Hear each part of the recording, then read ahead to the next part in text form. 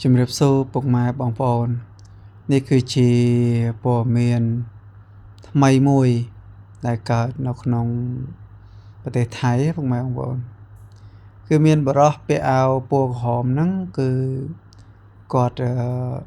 កំពុងតែយកកណាត់ពណ៌ក្រហមហ្នឹងដាក់លើ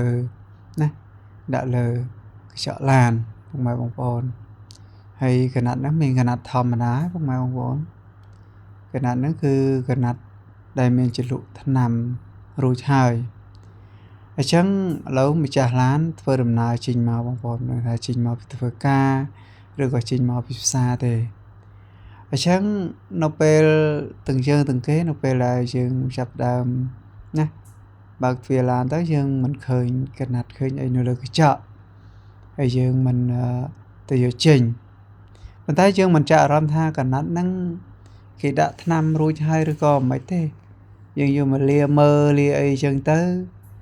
ក៏យើងកន្លោះអីផ្សេងទៅក៏វាត្រូវថ្នាំគេហើយបរិសុទ្ធម្នាក់ហ្នឹងណាបងប្អូនឃើញទេគឺធ្វើដូចជួយគ្រាជួយអីចឹងរុញចូលឡានទៅពុកម៉ែបងប្អូន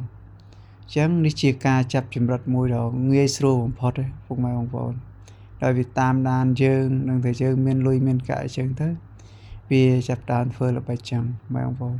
ឃើញទេពុកម៉ែបងប្អូនចឹងមុំថាដឹងខ្លួនហ្នឹងនឹងគេបើកយកទៅដល់ណាដល់ណីទេ